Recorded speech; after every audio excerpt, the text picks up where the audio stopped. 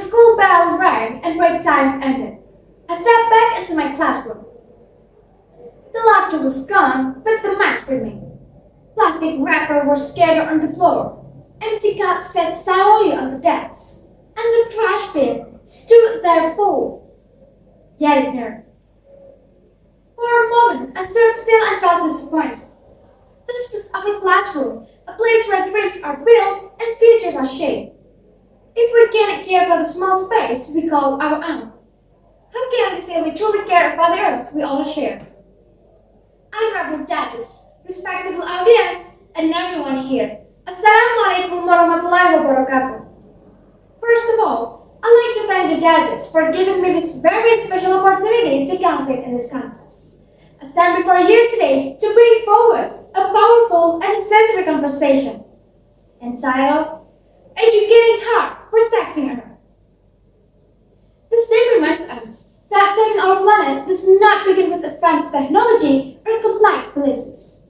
It starts with education and values that shape our attitudes, guide our actions, and teach us how to care deeply for the world we live in. Ladies and gentlemen, today we are facing serious environmental problems, from overflowing waste and polluted rivers to climate change that threatens our future.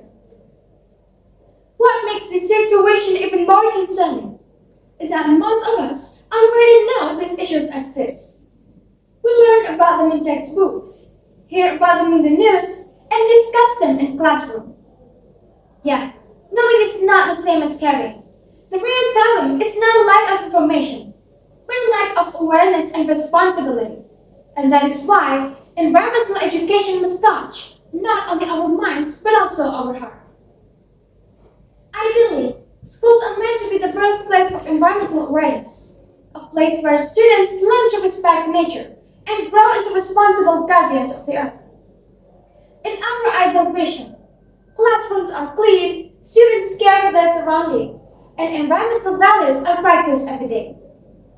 However, the reality often tells a different story. Environmentalism remains words on paper, trash is left behind, and caring for the environment becomes a responsibility only when someone is watching. This gap between what we teach and what we practice shows that education without values is incomplete. Ladies and gentlemen, to bridge the gap between idealism and reality, we must move beyond awareness and turn values into action. Educating the eco heart in school means building habit, character, and responsibility through real and consistent effort. There are three simple but powerful steps you can begin with. First, environmental education must go beyond textbooks and exams.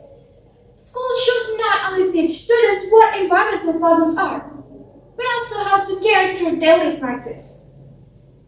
When teachers and students become role models by keeping classrooms clean and respecting shared spaces, values are learned through example, not just instruction. Second, small habits become part of school culture. Simple actions such as throwing trash in the right place, saving electricity, and using resources wisely may seem insignificant, but when practiced consistently, they shape character. This small habit trains us to be responsible, not only in school, but also in society. Last but not least, we must educate the heart, not only the mind.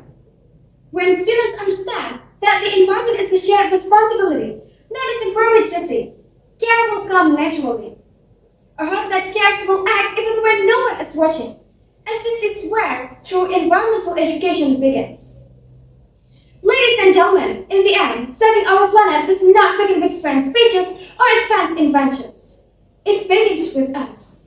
It begins with how we treat our classroom, our school, and the environment around us every single day. We do not need to wait to become leaders, scientists, or policy makers to make a difference. Change starts the moment we choose to care, the moment we choose responsibility over convenience. Let us turn our school into places where respect for the earth is not only taught, but also lived. Because when we educate the heart, we are not only protecting the earth, we are protecting our future.